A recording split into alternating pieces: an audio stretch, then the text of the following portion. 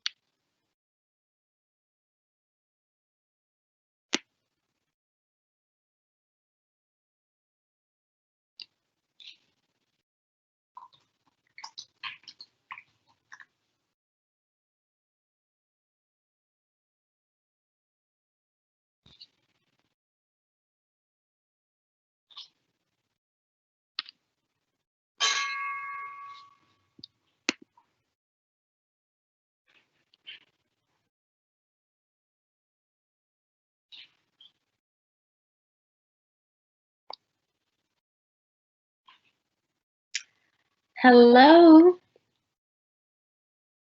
Hello to those who have joined us. We are going to start at 7:03 to allow time to some more attendees to join us. Thank you so much for taking the time. We'll be back with you in about 2 minutes.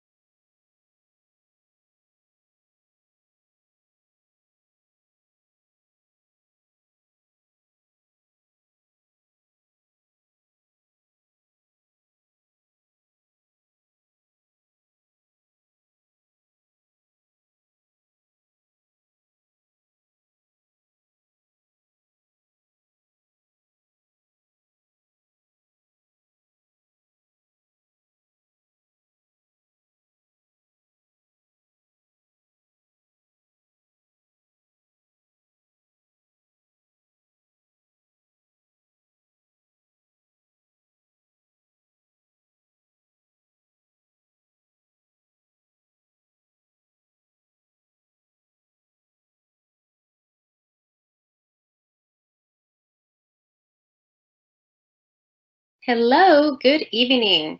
Thank you so much to our community members for joining us to this online information session on phase 2 of elementary school planning data review.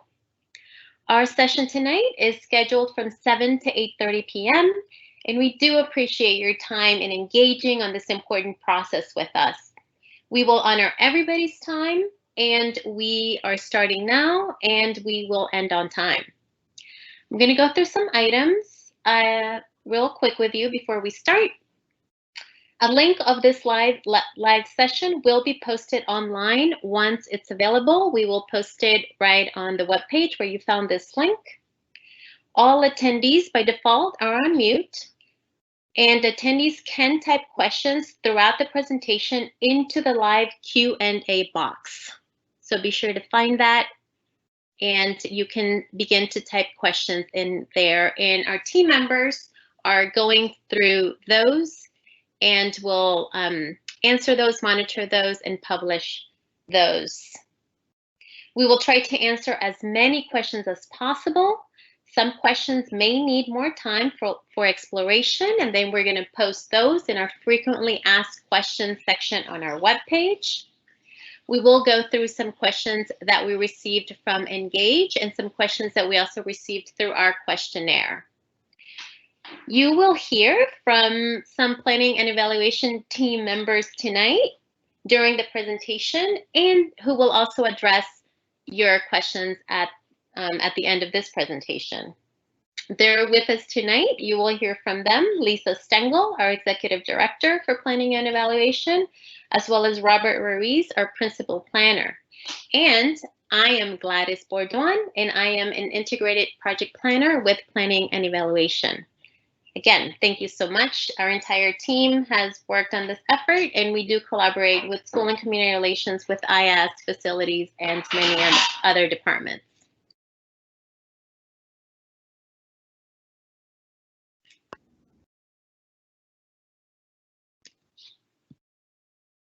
Give me 1 second. There we go. During this online information session, staff is going to do the following. We're going to share the overall timeline for the elementary school planning for 2021. We're going to present information about Phase 2 data review for the data that will be used for the fall boundary process. And of course, we're going to answer community members' questions received, like I said, via Engage, the questionnaire, and here online.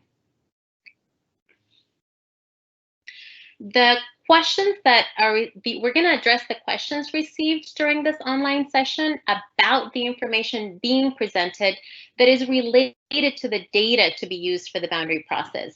We know there's a lot of interest in beginning to talk specifics about boundaries, and that will happen after this phase, after Phase 2. So Phase 2 is to set us up for the boundary process. And our focus for tonight is on the data review.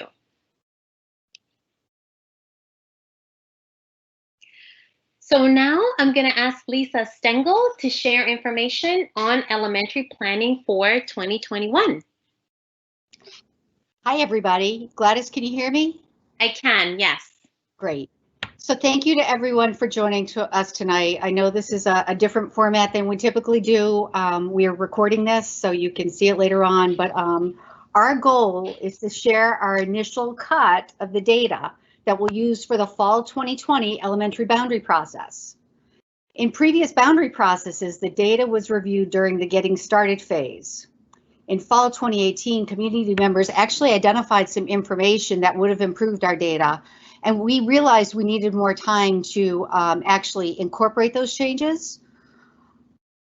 For example, our projections include estimates for future students based on new housing that's being developed. We get that data from the county, we get a very large file. We try to actually stay on top of all of that information. But you all live in those neighborhoods and you are the eyes and ears. And sometimes you do identify things that need to be updated or adjusted based on what's there. I can remember in the 2018 boundary process, there was an apartment complex that was mapped on the wrong side of the golf course, which would have been in a different boundary from where it actually resided. There was also a building that was missing that was being developed in the Pentagon City area. This data review is being done now so that we have time to actually make the adjustments that we get and we're ready for the fall. I'll actually just sort of put a little note in here as well. This is sort of not something that every parent probably jumps into. The people who look at the data are looking closely, and this is probably more geared towards them. So be patient with us on this process. This is really to make sure that that data is available and transparent and understandable as we move into this fall process. We'll take back this work and we'll be doing some updates over the summer, and we'll publish this information in August before school opens. Gladys, next slide, please.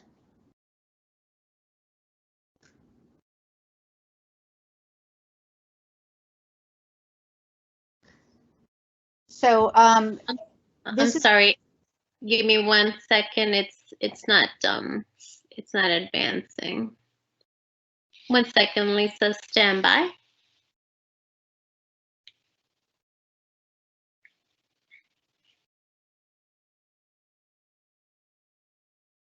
There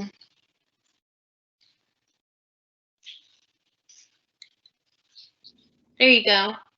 Great.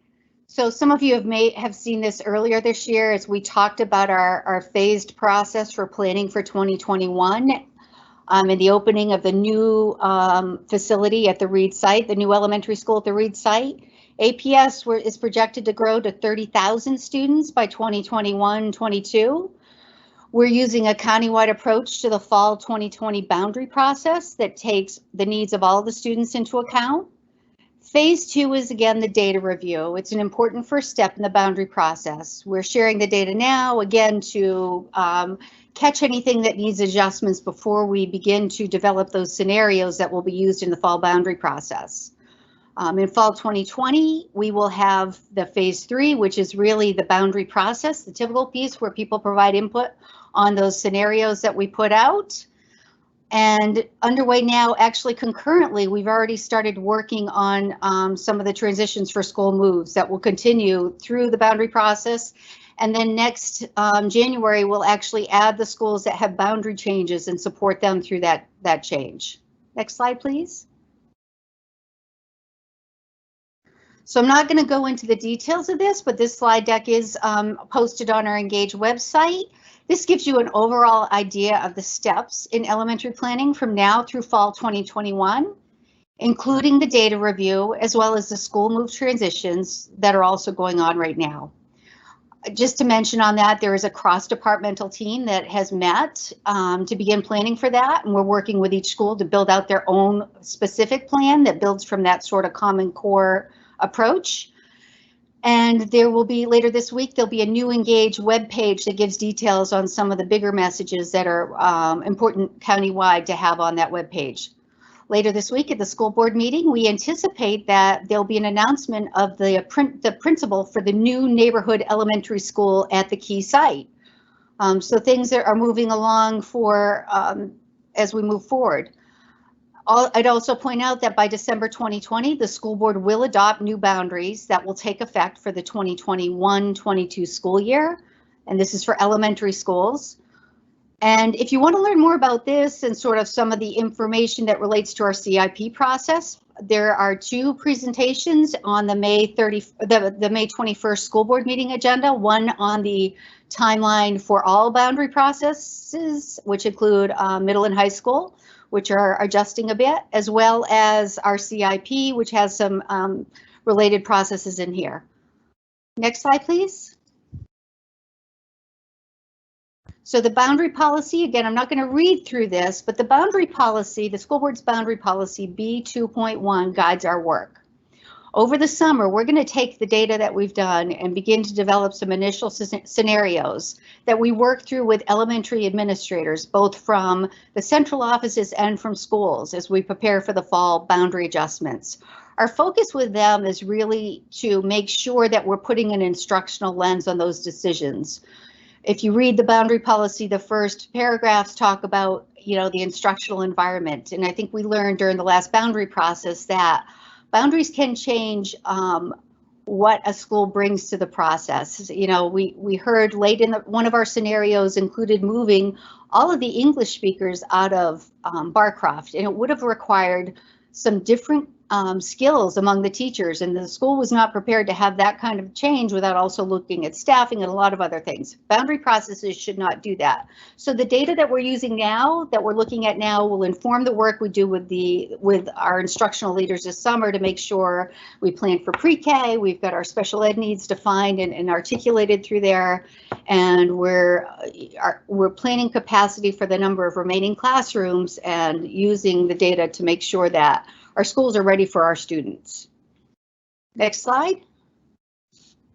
So the data review is integral to the boundary process. Again, our goal is to have accurate, complete data that is ready to use for when we prepare for the boundary process. Phase 3 will focus on gathering community input regarding the 2 or 3 proposed scenarios for elementary school boundaries. The scenarios will include attendance zones for the new neighborhood school at the Key site, a boundary for McKinley as it moves to the Reed site, and Science Focus will sit within its boundary. We will avoid moving students in planning units that moved in 2019-20, and we're looking at the other moves that happen to make sure we aren't moving students who have already moved within elementary school to try and avoid that. And by early December, again, the school board will adopt boundaries. Next slide, please. As I mentioned earlier, we've learned from past boundary processes and have made some adjustments in response to the feedback from the community. I would just sort of point out a reminder of what we shared throughout the fall process is that County Council really weighed in on what we did in 2018 and really asked us to step back and make sure that everything we share is available to everybody. There were some perceptions that sometimes we were having conversation with some communities and maybe making some deals outside of the room. And so everything we're doing in this process going forward will be posted on our Engage website. We will update the facts when we send it back to individuals. We'll make sure we're updating the community all the time so that the information is consistent for everybody. Next slide. So before I hand this back to Gladys, I want to just share that we often get questions about where our data comes from. We've listed most of the sources here. There probably are some others. All of this information is available on our webpage, and there's a link to the document that actually has the links to the source documents. So for example, we have information on September 30 enrollment data, and we match that to the planning units. I'm not going to go through all this, but I encourage you that as you're trying to understand this work more, this is a great resource to dig into to find out more information. So now I'd like to turn it back over to Gladys, who will go through our work tonight. Great. Thank you, Lisa. I'm going to try to advance to the next slide. Here we go. So phase 2 is focused on two items and two things, basically the data table by planning units. And the second is the methodology approaches for elementary school level projections. So those are the main two things that we're asking the community to review and provide feedback on. And let me provide you some details on these. What we're asking the community to do, based on your knowledge of your neighborhoods, we're asking for the planning unit data review. We're asking you to review 3 documents and provide input by planning unit. The planning unit data table, the Arlington County Table 2 unit forecast, and Table 3 housing site plan approvals. And we also have provided an APS map with planning units and street names to help you in identifying what your planning unit is. And of course, the online questionnaire is open now through June 5th, 2020, and you will have an opportunity. The links to these documents are also posted there, as well as our webpage if you wanted to review the information on our webpage prior to taking the questionnaire. But everything is available on both communications channels. So please, we ask for you to review those. These are the questions that you're going to find on the questionnaire, and we hope that everyone has had the chance to complete the questionnaire. And if you have not, please do so now through June 5th. It's available in English and Spanish. And tell your friends. Based on the community's knowledge and review of the reference documents, are there any housing developments that you know are under construction that you don't see reflected? And Lisa went through on occasion how some community members have let us know that a particular building or a planned housing development was in a different planning unit. And we want to hear from you if that is the case. And if there's anything else related to the planning unit, related to all of the data per planning unit that you would like staff to know, you will have an opportunity to provide input on that. These are some of the data fields that you're going to review in the planning unit data table. These are the data points that are used to inform the decisions when we are doing boundary adjustments. For example, what neighborhood school zone was that planning unit in the current year and in previous years in all of the 3 levels, elementary, middle, and high, the number of students K through 5 who live in a planning unit, those who live in a planning unit who attended their neighborhood school, if that planning unit is in a WOG zone, and if so, which WOG zone is it in? There's also information, of course, on student demographics. And student demographics is reviewed as particularly as we work with our instructional leaders to be able to have that data to review, to examine how a boundary adjustments affects the school's population, and really using their instructional lens to do that. Lisa went through in the previous elementary boundary process, we had preliminary scenarios that would have greatly affected the instructional model at Barcroft, and working with instructional leaders and a cross-departmental team and having access to that data does provide that crucial lens in advancing the educational mission of the system. So really it's having access to the data so that we're able to make informed decisions depending on various factors. Of course, the Arlington County Housing Information provides housing by year of the forecasted completions, development names or their addresses, their affordability classifications.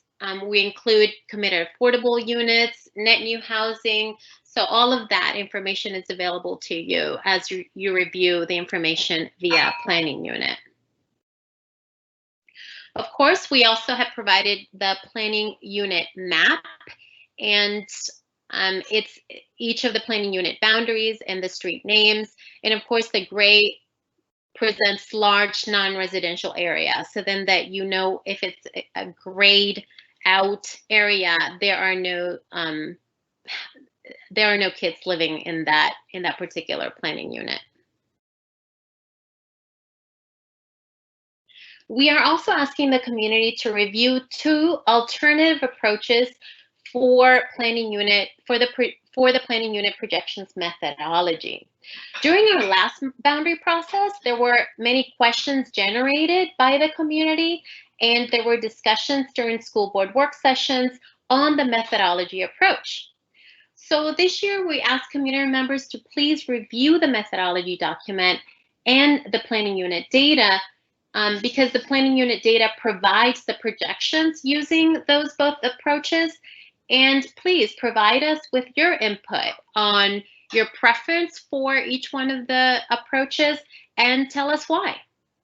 And you're able to do this by reviewing the methodology document and planning unit data that is found on our webpage, and of course available on the questionnaire as well. Now the next steps, as we work towards the elementary school boundary process. Right now, the questionnaire is available through June 5th. We want to hear from you. There is going to be a school board information item on the boundary process this Thursday, May 21st. We are going to have a virtual staff open office hours from 1 to 2 p.m. on May 28th. it will probably be similar to, it will be a Teams link that folks will be able to access, and you can ask questions of staff. In summer 2020, we begin work with our instructional leaders as well as cross-departmental staff. In August 2020, we're going to publish the final data table that's going to be used. It's going to be the data that's going to be used for phase 3 in the boundary adjustments. We're also going to post all of the community input that we have received thus far. And in fall 2020, we begin phase 3, which is the boundary process. And of course, we will have a web page for phase 3 of the boundary process, similar to all of the projects that we have. And the school board is going to adopt new boundaries in November. By December 2020, they would have adopted the new boundaries. The Engage webpage just really provides all of the documentation. We review that, just so you know. Please visit it often, because that is where we're going to continue to populate the frequently asked questions. We might begin to populate those, of course, beginning tonight after this session. So now we're going to go into our session on the questions. I'm going to do a little transition here. Okay, and now I'm ready. And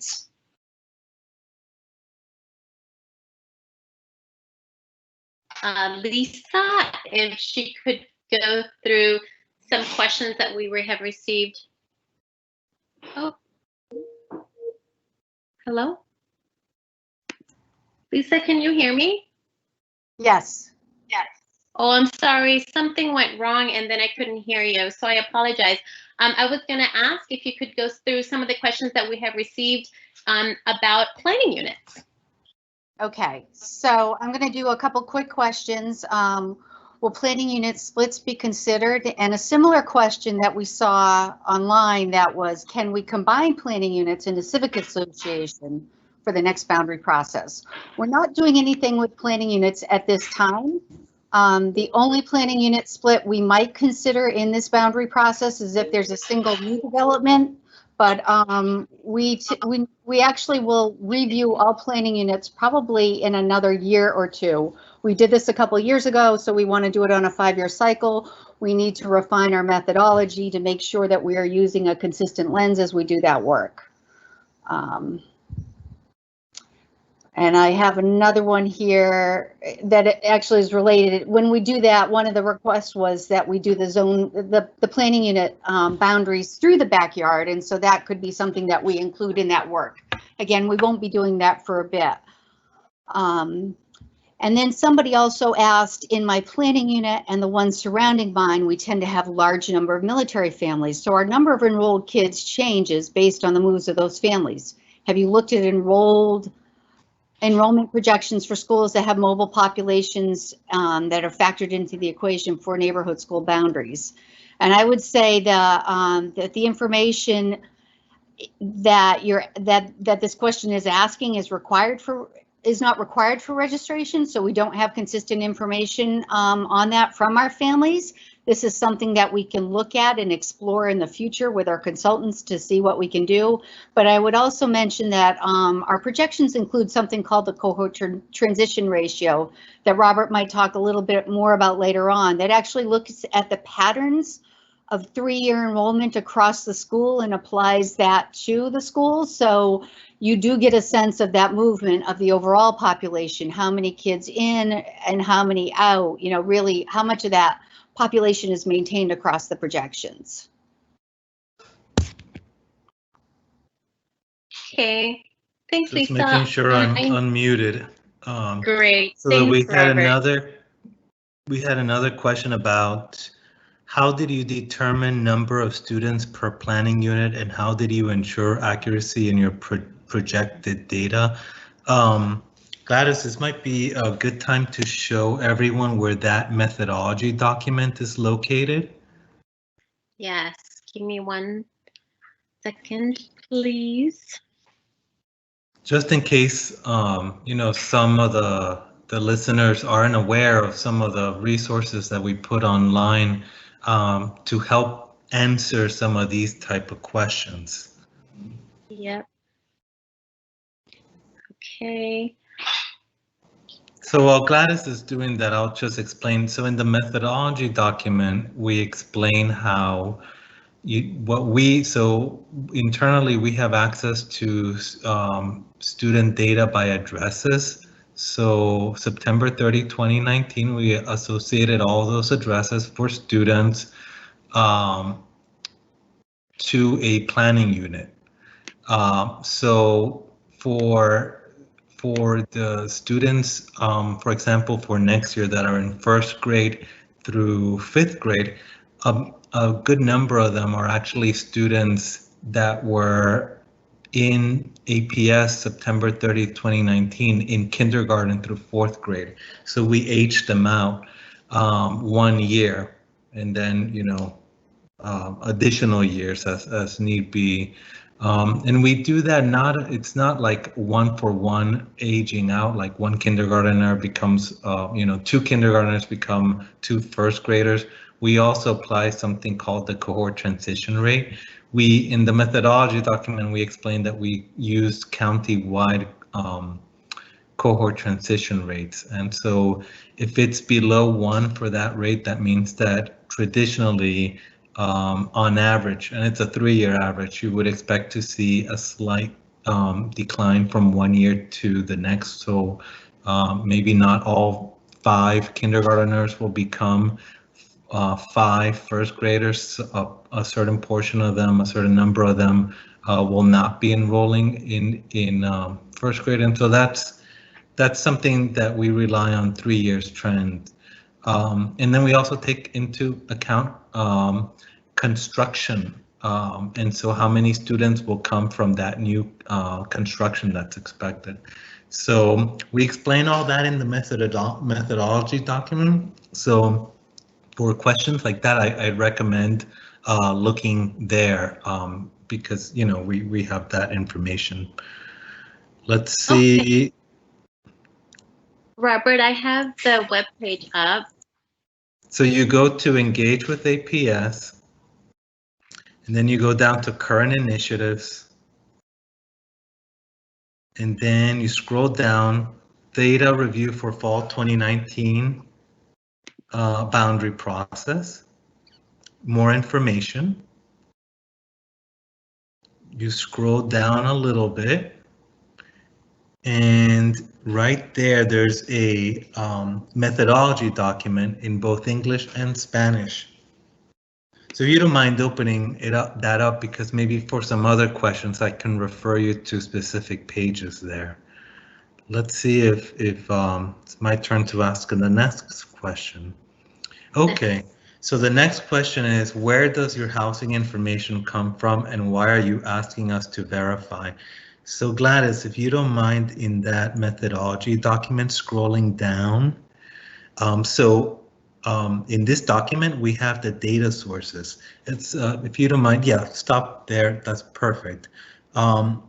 So one of the things, so the fourth bullet point in the data sources, explains that we get our housing, our future housing information from Arlington County government.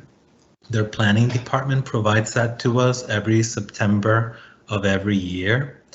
And one of the things that they do is that they, because they are the ones that are talking to the developers, they're the ones that are working on the entitlement for these properties so that they can get developed.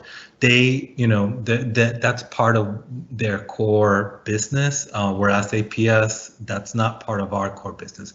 So we rely on them to give us that information, their best assessment on when projects will get built and be habitable.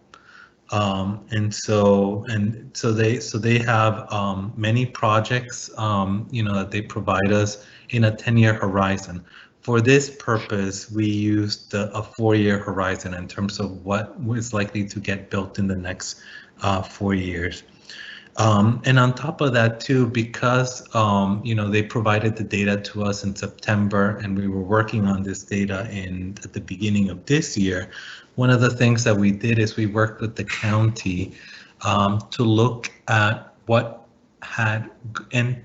was approved and what was under construction since last September.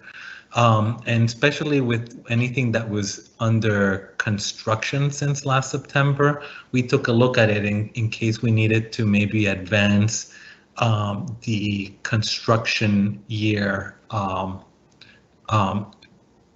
If something broke ground, then maybe they were giving us a year of 2022, maybe in that case it should be 2021, etc. So in that process, if you look at our data tables 1 and 2, where we talk about the development, you'll see in the footnotes that we changed some of the numbers of units through that additional update to their data. But even then, even though we took all those precautions, there's still instances where we, appreciate the community looking at that housing data closely. And, like it was said earlier in the presentation, you know your neighborhood, if something might have broken ground or is expected to come in earlier. So we actually already had feedback from, a concerned resident who said, this project is already likely to open, and they even forwarded us the web address for the developer. We called the developer, worked with the county, and indeed that project, for example, will be opening in 2020 instead of 2021. So that's where we appreciate the people looking at this data and giving it a second look.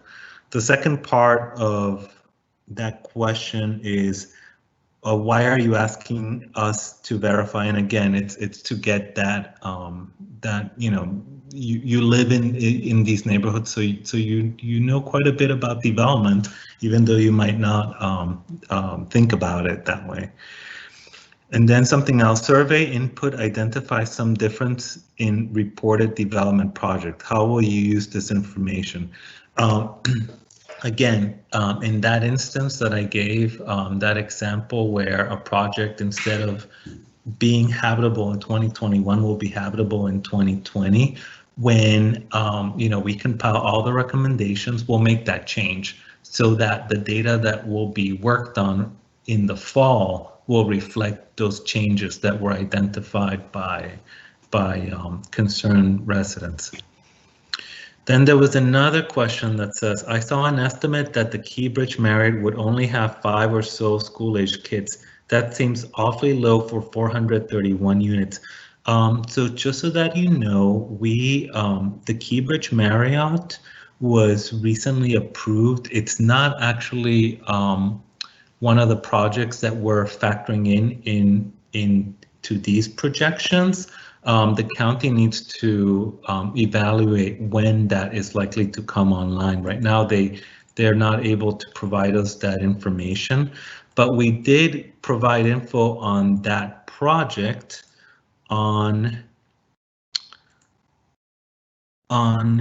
if you go back to our process page, there's a link for something called Arlington County Tables 2 and 3 Housing Unit Forecast and Site Plan Approvals. We mentioned Keybridge Marriott on that table 3, and we noted that project, Keybridge Marriott, was approved in 1Q 2020, and we didn't provide the number of students that would be generated by it. Hey, Robert, this is Lisa. I'm going to hop in for a second. Gladys, can you remind everybody how they post questions? I was on mute. Yes, of course. And I just also went online and showed table 2 and 3 that Robert was referring to. I hope everyone is able to follow that. If you have questions, there is something called live event Q&A, and it's a box, and you have to the little icon has a little question mark on it. Has two, yeah, question mark and sort of a bubble for comments. So that's sort of what the icon looks like. If you click on that, then it'll open up a live event Q&A. Please type in your question, and we do have staff who is monitoring that, and they might answer individually to you, or then they'll publish it so that it comes to our presenters to answer them. So please go ahead and do that. We really appreciate that. So Gladys, if you don't mind, I'm going to jump in and answer a couple of the questions we've gotten online now. Yep. And I'm gonna talk about the CAFs. So someone has asked, why are CAFs included in this data set? And there's another question on demographics. And both of these are somewhat related. So when we actually make boundary decisions, one of the considerations in the boundary policy is demographics. The only information we are allowed to use on demographics for that is free and reduced lunch data. However, we have noticed as we've looked at these boundary processes, housing data does not have the same requirements, and we know that a lot of our students who are eligible for free and reduced lunch live in committed affordable housing, and those are some of the highest per unit generating homes in Arlington. So we think that actually supplements the data, so we've included it. We're still sort of working through how we're going to use it, but we're including it now just as, again, as a check, like everything else. There was also a question on whether the survey is the right place to address demographics. If people have concerns about the demographic data we posted, I would say that our demographic data is directly from Synergy. So if it is information from Synergy that is about the students and there's either self-reported or reported based on students' identifications in the system, based on their being an English learner and some of those things, that is not data we're going to change. However, if you do see something that you are concerned with, you can either email Engage and make sure you reference this process, or you can fill it in on the survey if you've got room and you, but if you've already done the survey and you want to still send us something, please go ahead and do that. There was another question about the survey. Is it the only method for gathering neighborhood information planned, or will there be a neighborhood walkthrough as well? We did a walk zone review a few years ago. The walk zone reviews that are taking place now are only based on where the county has worked with Kristen to make the improvements that were identified. So she is continuing to work through that, but it is really based on safe walk zones and is not part of our boundary process and will not be something that is just an open engagement process. But they are being reviewed in some areas based on data that was collected at that point in time. Robert, do you want to answer the other new question there?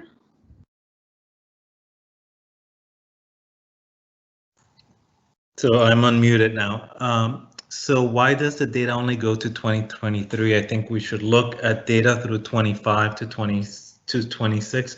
So one of the things we noted in the table and in the methodology document is that we're going to be extending the projections by planning unit by 1 year to 2024. But just so that you understand the rationale for 2023, was that going out to 2020, 21, 22, 23 is going out 4 years. If you think about September 30th, 2019, in that date, that kindergartner 4 years later will be, first, second, third, fourth grade.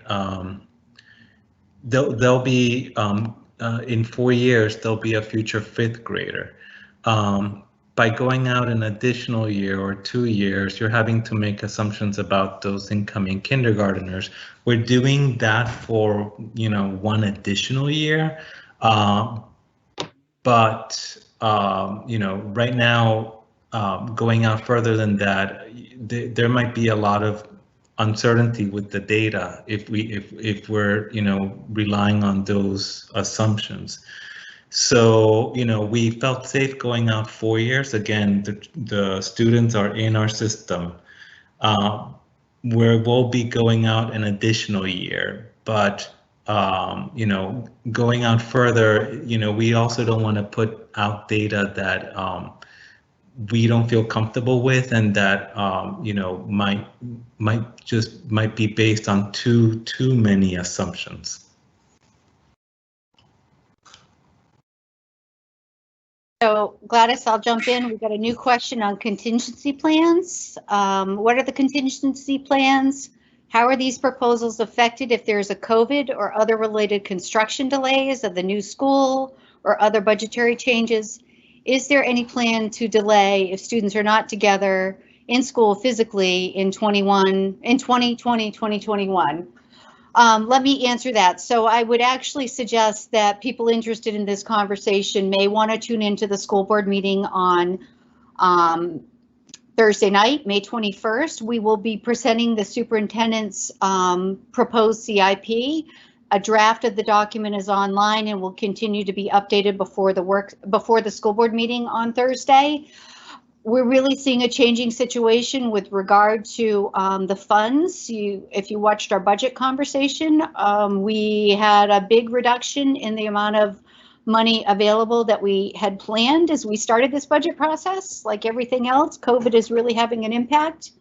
For our CIP, we are prioritizing the work required for 2021-22, and that includes completing the Reed site. It doesn't make sense to stop the building of a site that's currently underway and resume it 3 years later when we have money. And we'll talk about this at the meeting on Thursday night. We're going to finish up the Reed site. We've got in the proposals for the refreshes at the 3 schools with the moves. The Ed Center may be delayed a year, and we've looked at projections to make sure that we can do that. If we can't fund it this time, it will be funded next time. We're still approaching the CIP with our 10-year vision. However, the changing environment means we may only have 1 year's worth of funds, and we'll be back here next spring doing another CIP that hopefully is for a longer term, but we're going to continue to adjust as this situation evolves. Great. Thank you. I had a few technical difficulties. I'm sorry, and thank you to my team for continuing to do that in case I drop off again. So thank you. We do have some questions around the methodology approach questions. Lisa, I don't know if you wanted to continue on the methodology. Sure, I'll just start and say up front that I really want to acknowledge that this question on the methodology and the 2 approaches is not something that we expect all parents to jump into. If you watch the 2018 fall boundary process, at that point in time, we had just revised the policy for options and transfers. There used to be preferences to go to some of our option schools if you lived in the neighborhood. We were looking at our first year of enrollment of students coming in through a lottery and no longer having those preferences. We now have more data. We actually spent a lot of time at the work sessions in those processes talking about this, and should we adjust? We know from our history that if you live closer to an option school, there's a more likely chance that you will go there than if you live further away. That's not consistent across all option schools, but we do see a trend in that. And so this actually looks to acknowledge that, to put out the information on it and let you all weigh in on it. And I would just say up front that as we've looked at some of the preliminary results, on Friday, we had about 40% of the respondents saying they don't have a preference. And then among those people who had a preference, I think there are about 30% who liked option 2, which adjusted and gave a slightly higher rate likely to attend option schools. So methodology 2 was preferred over method 1. So with that, I'll give it to Robert to sort of talk about the details. So there was a question, is there a big difference in the number of students using the different methodologies? Gladys, I don't know if you can pull up that data table. Yes, I'm going to try to do that. So Gladys. Yep. Go ahead, Robert. So one of the things that you'll notice is that there's slight differences, but I wouldn't say that they are really big. So if let me see Gladys's, let me see your screen. So I think it would be towards, yes, towards the left. So if you look at any of at some of these projections, like let's say the planning unit that you have right there, 120, 30, you know, for in one approach it's 25.3 versus 25, so it's not big differences, and that's consistent throughout, you know, comparing the two projections. But like Lisa said, we wanted to give choice on this and you know, get a sense of which one is preferred. Last time in the 2018 boundary process, as people were digging into the data that we were using for planning units, staff at that point made a determination of using what basically would be approach number one, but we got a lot of feedback saying, no, you should be looking at an alternative way where you're assuming that the closer you live to an option school, the greater the numbers of students who will choose to not attend their neighborhood school, but attend that option school. So we wanted to model that and give that as an option for everyone to consider. The one thing I would add to that is that data is messy, and as we were actually looking at actual patterns, that wasn't always the case. It was true for some option programs and the students who live in that vicinity of those option programs, but it wasn't a consistent pattern. But we still modeled it, and you know, as people are digging through the methodology, you can read more on how that was done in greater detail. So there was another question about how was the within 0.5 miles status of a planning unit determined in the approach 2 methodology. Again, approach 2 is the one that assumes that you're more likely to attend an option school if you live in its immediate vicinity. Are you using the center of the polygon or as the crow flies, or are you only counting planning units that are walkable to the option school? So for this question, I would say it's as the crow flies. What we did is we created half-mile buffers from each of the option schools and picked the planning units using GIS software that intersect that buffer. So one thing to note is that in some cases, part of the planning unit will be within that half-mile buffer and parts of it will be outside, but we wanted to err on the side of being more expansive in the planning units that we chose. So that's why it was that intercept as opposed to a centroid, which would mean that you're picking less planning units for that assessment within a half mile. And again, the thing to think about as you're thinking about this conceptually is that our planning units are irregularly shaped. And so to determine the half mile, it's not that you can pick perfect planning units that fit within that half mile. So what we did is the ones that basically intersect or have any spatial relation with that half mile buffer are considered within that half mile. I'm going to here, if you don't mind, Robert, for the next, or are you finished? Sorry. Yes. Okay. So we got some more questions and I want to try and work through some of these. Does Arlington try and keep elementary school children together as they move into middle and high school? You know, so the same planning units go together all throughout. So the planning units, the kids in the planning units will all go to the same schools, but when we begin to look at a school, the planning units within a school, depending upon where you are in the county, may have some movement or little movement.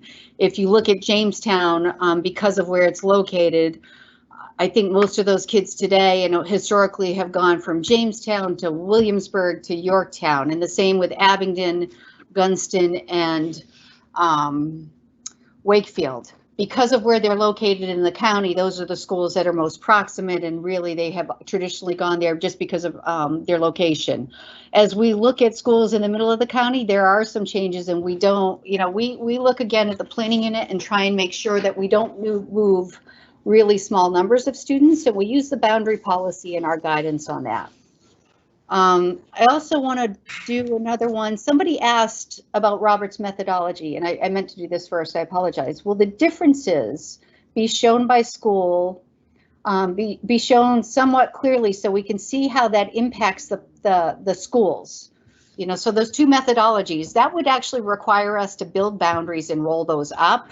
And we aren't planning to do that right now. That information is typically done in the boundary process, and right at the moment, we don't have that ready. And Robert, it looks like there's a question on development for you. One of the new ones? Yes. Are you going to post housing development U factor through 2024? Yes, and in fact, we already included that. So Gladys, if you can show everyone that table, let me go to the website, tables 2 and 3, that Excel. Yep. So. Sorry, Robert. No, not a problem. I know there's always a lag in opening these links. I'm gonna share it, and it's shared now. Perfect. So that table, what we refer to as table 2, that's the housing unit forecast and estimated elementary students from new housing 2019 to 2023. And actually, I just picked this up. We should have said 2024. But right now, since we heard from certain parents about expanding the projections 1 year, we updated this table from what we initially had and added 2024 and the developments that will be provided in 2024.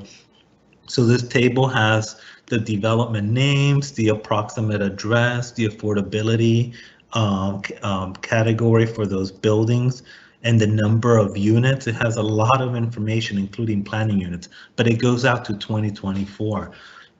So for example, towards the bottom, I think row 54, there's a project that recently got approved by the county, but that had always been in our the housing forecast that the county gave us in September. So that, for example, is 1900 Crystal Drive.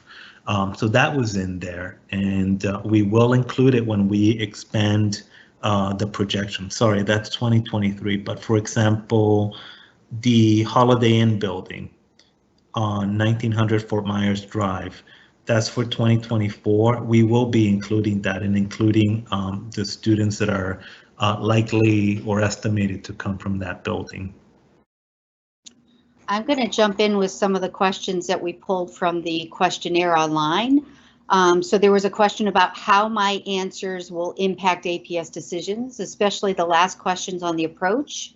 I hope there's recognition that not everyone will fully understand what is being asked, and that will impact the value of the survey. The survey, as I mentioned, the methodology, you have to be sort of one of those people who digs into the data and has sort of an understanding of that information.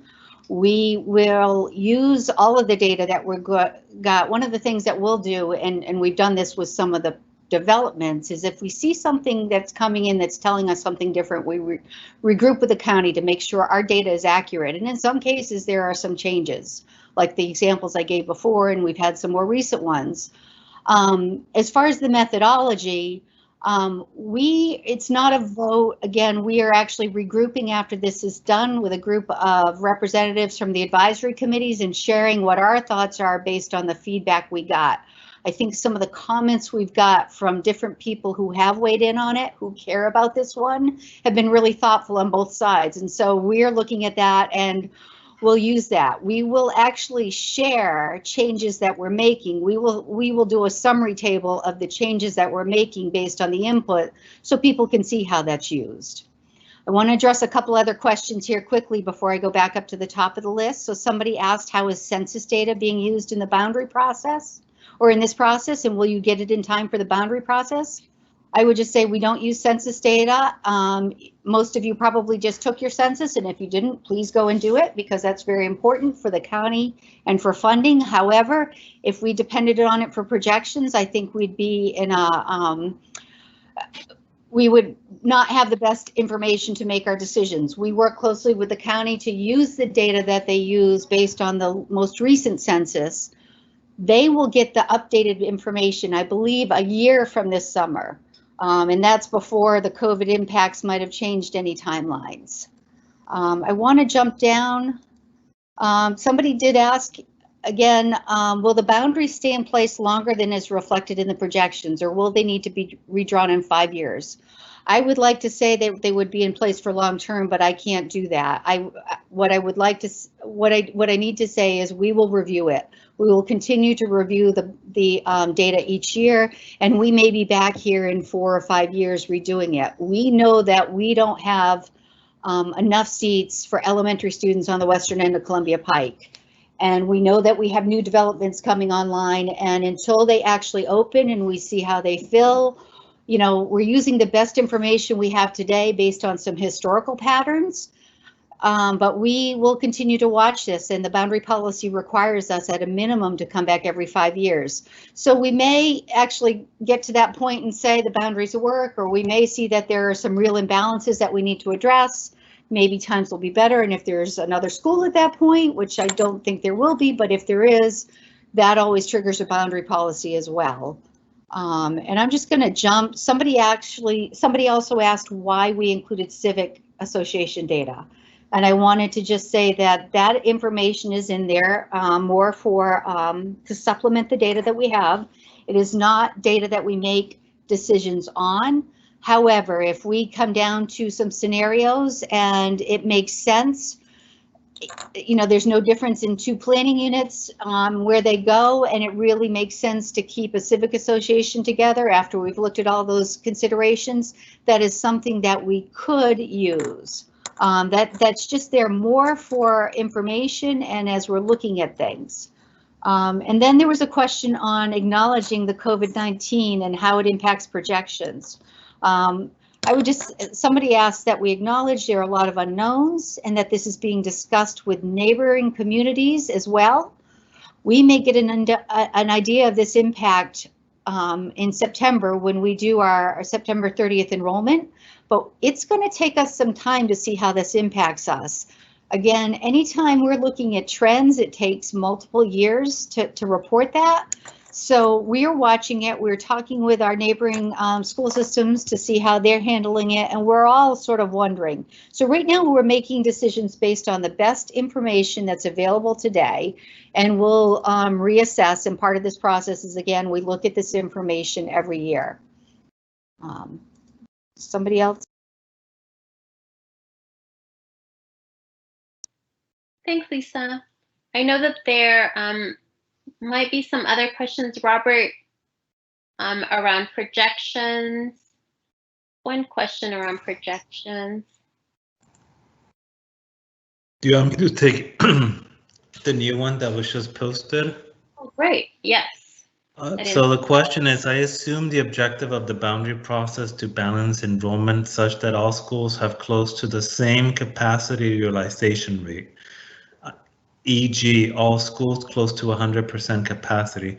How does the facilities optimization study influence your thinking on which schools can handle more students? Robert, can I jump in and answer this? Great. So I'm working closely with Michael DePalma, who is working on that facilities optimization study. They are doing some updates based on recommendations from the community. I think last time we showed the maximum number of relocatables, and that is being scaled back, but there is still sort of this preferred. There's also a lot of information on common spaces, and we know that common spaces are really key in how schools can serve kids. And there's a certain point when you move beyond the number of lunches where, you know, kids are having lunch early in the morning.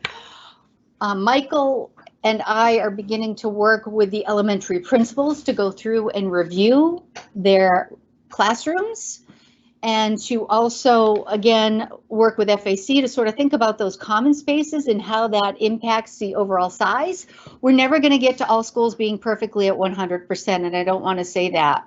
I believe if you paid attention to a work session we held in February with the school board, that there was a suggestion that we actually, you know, at places like Glebe and some of the schools that have relocatables that really complement the building, that we consider leaving them there. Our boundaries won't necessarily be trying to fill those relocatables, but knowing there's some places that do that give us sort of a margin of error, because as we combine planning units, we're never going to sort of, again, get at that perfect 100% fill, but we want to try and make each school manageable.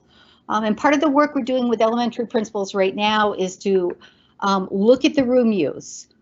We want to make sure that before we determine how big our boundaries impact a school, that we first look at the pre-K programs in their school, the special education programs and those countywide programs, and making sure we're allocating space for both of those. And then the remaining classrooms and the class size help us work through sort of what's the remaining capacity for boundaries that we're working with. So we're doing a lot of work with them just to make sure that their buildings and the use of their buildings and the classrooms that should be used for classrooms are what is reflected in the data that we begin to shape over the summer to develop the boundary proposals. Great. I want to make sure that my team has had an opportunity to go through the questions and make sure that we have covered the ones that we can hear live with you. So I'm going to ask them that question. If there's anyone that we haven't covered, to please do so. Remember that we will also, if we don't have an opportunity to do that, we will post them on the FAQ section. So there's one on Drew, Lisa, on page at the end of. I see it. Let me go ahead and read it and then I will respond. So there's something here that says you presumably have some data on students zoned to Drew who opted into Montessori before the moves and did or did not move to the new building. Likewise, you can look at whether any former Henry students choose to transfer to Montessori and if many K students within the half mile of Montessori opted for it. Please look at enrollment rates by elementary boundaries. A measure by schools may be useful as one by planning units. I suspect based on anecdotal evidence that some elementary schools have higher rates of students not enrolling or leaving at higher grades. So please don't limit this data to entering kindergarten students. That's just part of the picture. I would actually just, so when you've looked at our methodology, it is about that entry level class. It is about, and in most schools it is kindergarten. However, Montessori, because they come in at 3-year-olds, I think we have an entry level at both for both 3-year-olds and grade 1, which are the 2 entry points for that program. Those other grades, students are being pulled off a wait list, and they are pulled off a wait list as somebody else leaves. So we really can only capture this information through those cohort transition ratios that Robert prepares as part of the projections. Doing them separately, the number is not big enough that it's going to show, I think, what we need. I think that the cohort transition ratio probably does a better job of getting at that information. And I'm looking down to see if there's more questions that we dropped in here. Yes, I think there's one that I can answer. So there was one that says, I have a question about your methodology. I am wondering if you thought about not only using each planning unit's average kindergarten share from 2017 to 2019, but also the trajectory between 2017 and 2019. That's a very interesting question. So in the methodology document that Gladys has been showing you, one of the things that we explain is that for those future kindergarteners that are, obviously they're not in our system. For example, let's say in 2024, We know the number of kindergarteners that we're expecting, but how do you distribute them among all, 340 odd planning units? So the methodology that we settled on is to look at the share or the percentage of kindergarteners per planning unit for the last 3 years, so 2019, 18, and 17. Take a share of that, and then with that new kindergarten total that we would have, for example, in 2024, distributed out based on applying those percentages. And so if you've so it's using that, but the person asking this question was also wondering, well, sometimes a shares or percentage is one thing, but what about the trajectory of the direction? So for example, maybe the number of kindergarteners were going up over time, or they were going down. So that's an interesting question. That's one that we will ask a professional consultant that we work with called Dr. Richard Grip. He's been helping APS in the county on the county's forecast and on our APS student projections since about 2015. He was retained as part of the community facility studies. So that's the type of question that we'll forward to him, as well as we might reach out to the person who asked this question to see if they have any recommendations or maybe some advice on the calculations that would be involved for that trajectory question.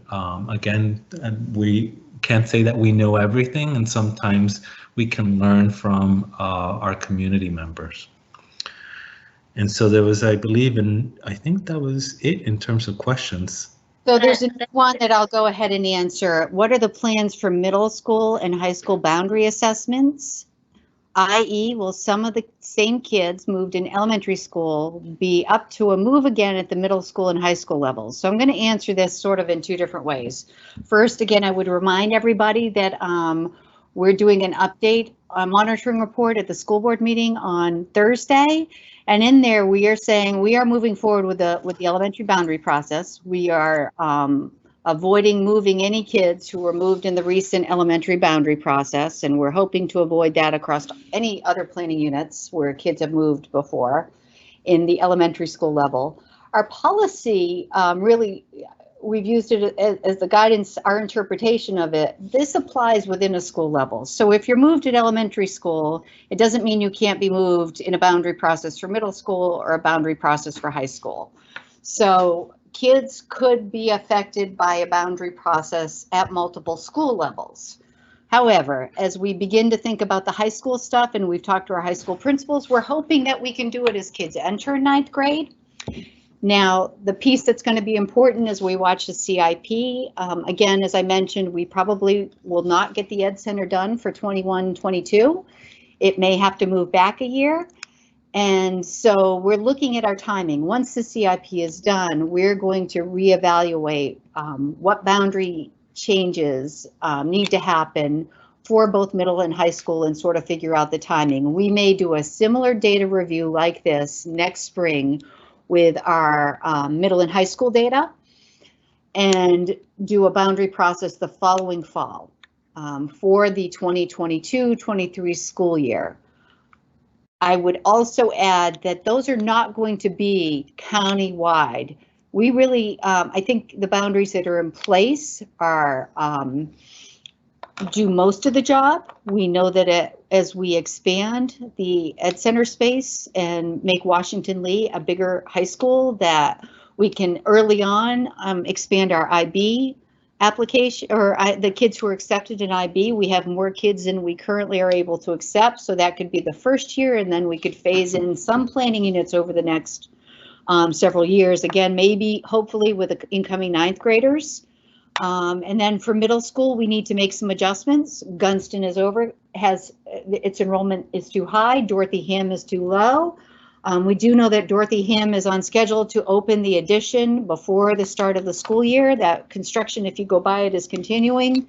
So we need to make some balances. I believe Swanson is still over capacity. So there are some planning units within those areas that we need to make some adjustments to, but some of the extremities of the county that are further away from that probably won't be touched. So it'll be more of a refinement versus a whole redrawing of the boundary process. There's another question here. How are you going to account for key immersion students who decide not to move with the program, but due to program enrollment restrictions cannot be replaced by new students? We're going to work with the principal and the school community on encouraging as many students to remain. I would add that if some students choose not to continue, key is moving to a smaller building. If we need more space, we will add more relocatables. If we don't need those relocatables, we won't add them. So one way or the other, we will plan for that. I would just add also that what we're going to do to estimate enrollment at the new neighborhood school at the key site is where you're going to sort of take those kids who are grade eligible to continue at the neighborhood school when the immersion program moves out, and provide another line that sort of shows what that range might be if they choose not to go with their new school. You know, there's a maximum number of students. I think as we look ahead, it's current kindergarten through third grade students who will continue and could stay at the site. I believe that most of the kids enrolling today and know about the changes, and the kids who enroll next year know about the move, and so we expect those kids will stay. So it really would be those kids in the middle, probably the current second or third grade families who may make some choices there. But we'll do something to estimate the maximum number who might stay on top of the boundary, so that our boundaries actually are sort of planning for that. And again, working with the school as they get a better assessment of the number of kids who might stay, I think we can come up with a good estimate of what we need to do in the boundary process to accommodate for that. Great. Lisa, and Robert, it looks like we have addressed all of the questions in our queue. Yep. So I would ask folks if we have some 15 minutes. We are set to finish at 8:30, and I want to make sure that we honor your time. If you have remaining questions for us, please go ahead and type them in the live Q&A. And I will give you a few minutes to do that. And while you do that, I will, of course, mention that this is our Engage webpage for the data review for Fall 2020 elementary boundary process. And you can find information here under community engagement, of course, background information, the objectives, our timeline. And this right here is where we're going to include any frequently asked questions that we continue to receive from the questionnaire, as well as engage at apsva.us. And these are jump links, so you can just go directly to what you need. And of course, given, of course, the situation where we're in, we can always end early. This will be available right here on our webpage. Right here, there is another page for this particular online community information session, and it's going to live right here on the left-hand side. Here, you can you'll be able to see the presentation that we just went through, and it's going to be available there. Yep, and here is where we're going to post the recording for the live session as well. Let's see. Yep. Thank you so much for joining us. We are very appreciative. We look forward to continuing to engage with you. Please email us at engage@apsva.us, and please be sure to take the online questionnaire through June the 5th. We will have, let me just go back here to our community engagement. We will have on May 28th from 1 to 2 p.m., a virtual staff open office hours to answer any additional questions for community members. So please be sure to share that with your neighbors. And with that, I'm going to end it. Thank you so very much for joining us. Have a good night. Thank you, Gladys. Thank you.